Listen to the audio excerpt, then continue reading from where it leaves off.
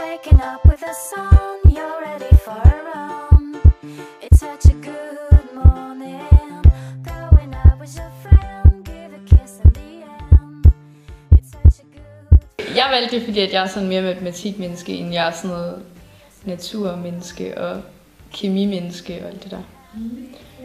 Jeg synes, det lød mere spændende, og det lød som om, at man kunne bruge de der fag, vi har, som mere end biologi og oldtidskundskab og sådan noget på gymnasiet. Det var også meget det samme, derfor jeg valgte det. Det var også på grund af fagene, fordi jeg tænkte, det var lidt mere mig. I stedet for sådan nogle kedelige fag, man også havde i folkeskolen, så ville jeg hellere prøve noget nyt. Jeg valgte HX, fordi jeg godt kan lide matematik i folkeskolen, og så derfor ville jeg gerne have noget med økonomi og samtidig slippe for nogle af de fag, jeg var knap så god til. Jamen, jeg har også altid interesseret mig for matematik og handel og alle sådan nogle matematiske fag, så jeg synes, det var det logiske valg. Jeg valgte egentlig af meget samme grund, og plus at de naturfaglige fag, det var godt nok ikke lige mig. Så det blev handelsskolen. Jeg valgte HHX, fordi at, jeg skulle jo vælge en videregående uddannelse. Og så gymnasiet, det synes jeg ikke lige var noget for mig, fordi at jeg er ikke så vild med biologi og sådan nogle fag. Jeg kan bedre lide nogle fag, jeg ved, jeg kan bruge til noget, når jeg kommer videre.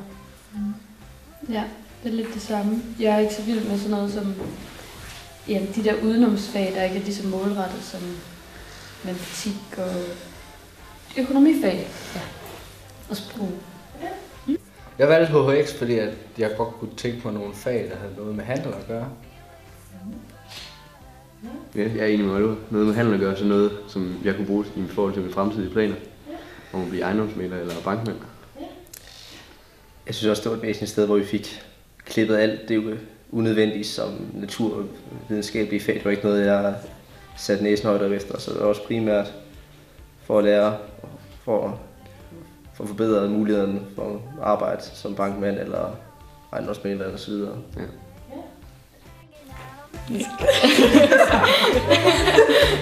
Feeling really happy, going home with a smile, have a rest for a while. You're not in a hurry, be yourself on your own. Feeling you're not alone. Don't stop, would you keep on smiling? Never start the game until you feel it's over. Don't stop, would you keep on calling? Never start the game until you know it's over. Waiting for holidays, time to leave it away. The sun is bright and shiny. Now there is time to go with the flow. It's just another story. Be ready for the road, leaving before the down. Another morning glory. Let us go for a ride, go to the other side. No time for being... Det er jo fagene, der er mere sådan handelsorienteret, og mere sådan de nye fag. Og menneskerne. Og, ja, nye Man er også mere selvstændig. Man skal sådan lave mere selv. Ja, man har større ansvar for, at man får tingene lavet og sådan noget. Yes. Det nye, det er jo helt klart de nye fag, vi har med afsætning, VØ, IØ og andre. Ellers så er det jo måden, man går på skolen, det er jo lidt anderledes end folkeskolen. Ja, lidt det samme. Altså det er jo meget mere fokuseret på økonomi og handel og kommunikation i forhold til gymnasiet. Der er det jo også geometri, og det har vi jo ikke. Og fokuseret på virksomheder i de sproglige fag også. Ansvar, det er nyt. Altså, man har ikke det samme ansvar, og der er mange nye fag, så det handler om at hænge i. Man skal sørge for at lave sine lektier selv. Man skal sørge for at komme til timerne. Selvfølgelig er der sådan noget med fravær, sådan noget, som man ligesom kan holde sig lidt fast på, men der er ikke nogen lærer, der skal lade en ud, hvis man ikke kommer til timen.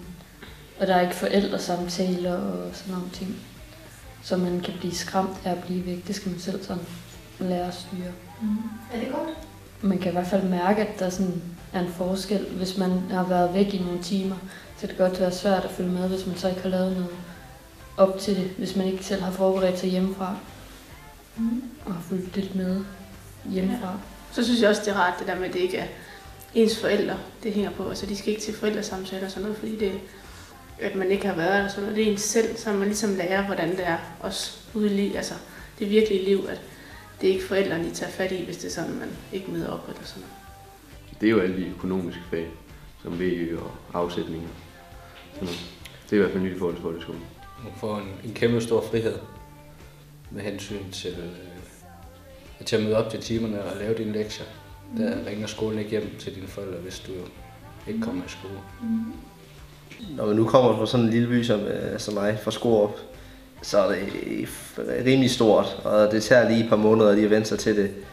Både med hvor mange mennesker der er, og det er væsentligt helder en. Altså der er jo forskel, hvis man går fra 9. klasse eventuelt, så lige pludselig underligt at være den mindste igen. Men der går nogle måneder, så er man vant til det. Such a good morning. Going out with your friend, give a kiss in the end. It's such a good feeling. Hanging out on the phone, be yourself on your own. You're feeling really happy. Going home with a smile, have a rest for a while. You're not in a hurry. Be yourself on your own. Feeling you're all alone. Don't stop, would you keep on smiling? Never start the game until you feel it's over. Don't stop, would you keep on calling? Never start the game until you know it's over. Waiting for holidays, time to Der er i hvert fald flere end der, hvor jeg gik før. Så der er Ja, også en mig. del mere. Ja. Så tager det længere tid i hvert fald. Fint nok, så får man lidt mere at lave i hvert fald. Så er man godt forberedt til hver time. Ikke sådan specielt mange flere, synes jeg ikke. Det er ikke, man fik et kæmpe chok over, at der Nej. var for mange lektier. Det var meget Det kommer. passende, synes jeg. Det kommer gradvist, Ja, synes så jeg. man får ikke sådan en kæmpe chok. Wow, mange lektier. Ja. Der er i hvert fald ikke ret meget forskel. En smule mere. Ikke helt. Det synes jeg ikke i Nej, forhold, jeg synes heller ikke. i forhold til der, hvor jeg gik Der var før. flere i forhold til min folkeskole i hvert fald. Tysk får vi i en gang, men Ja. ja. Sådan det er jo. Jeg Til synes tider. det ikke. Jeg synes det ikke. Til tider synes jeg, der er jo mange, eller der er forholdsvis flere afleveringer. Men sådan dag til dag lektie, det vil jeg sige sådan er cirka det samme. Det er også mere læselektier. Det er ikke så meget en opgave, du skal løse, og så skal vi sidde og gennemgå det i lang tid. Det er mere sådan læselektier eller noget, ja, grammatik. Give a kiss in the end. It's such a good feeling. Hanging out on the phone, be yourself on your own. You're feeling really happy. Going home with a smile, have a rest for a while.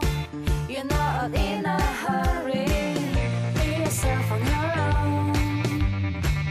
Feeling you're all alone. Don't stop, would you keep on smiling? Never start the game until you feel it's over. Don't stop, would you keep on calling? Never start the game until you know it's over. Waiting for holidays, time to leave it away. Det er jo svært, når man starter et nyt sted, og man ikke rigtig kender så mange. Og man så skal... Man får jo lov til at starte helt fra ny, man får lov til at være den person, man gerne vil være. Det kan også godt være, det kan godt være lidt svært i starten. Det synes jeg i hvert fald, det var. Ja, det er udfordrende, når man kommer ind i en ny klasse. Og skal lære nogle helt andre. Man skal ligesom... I folkeskolen, der har man jo næsten gået med dem i 10 år, så man kender jo alle gode og dårlige punkter på alle folk. Dem har man... Altså de venner, man har her, det er 3 år. Så man skal hurtigt indstille sig på, og altså, der skal ikke være meget flid og fnader, fordi at det er bare 3 år spildt med alt muligt. Altså, det skal bare gå, og så skal man bare have det bedste ud af det i klassen. Der er også bare mega mange forskellige typer, man sådan bliver blandet sammen. Ja. Forskellige aldersgrupper. Det er jo ikke lige nødvendigvis dem, man er på alder med, der går i klassen. Udfordringen kan jo være det med, at man skal være mere selvstændig i. Her der får man jo ført fravær og sådan noget. Der er det jo ens eget problem. Det er det ikke i folkeskolen, for eksempel. Det er sådan set det er den største udfordring, tror jeg, for de fleste. Med at man sådan lidt selv kan bestemme, om man gider være der. Altså, det var også det var en sværere niveau, der er på. Sværhedsgrad. Ja, og det der med at tage ansvar, fordi der er ikke nogen, man har ikke sådan nogle de samme samtaler sådan med lærerne, men der er ikke nogen til at sådan hanke op i en. Det er en selv, der står for det. Og hvis man vil lytte efter i timerne, så er det en selv, der skal sørge for det. Også med fraværet, at der ikke sådan, det bliver ikke styret på samme måde som i folkeskolen. At Nej. Der bliver skrevet, jo selvfølgelig bliver det skrevet ned, men du har lidt mere selv sådan, okay, nu vil jeg have fravær, så nu gør jeg det. Det er Ja, men mere indflydelse på Og det. ens forældre har heller ikke rigtig noget at gøre med det. Det er en selv, der sådan. Altså, i folkeskolen, det var lidt mere, måske indtil 9. Der var det jo mere, det var ikke så seriøst, der kunne man mere rende rundt og hygge sig. Lige nu skal vi, det er nu, at man støber fundamentet for ens fremtid, så lige tage sig fat i nakken, lige at tage sig sammen. Det ligger hele tiden i baghovedet. For the road, leaving before the town. Another morning glory. Let us go for a ride, go to the other side. No time for being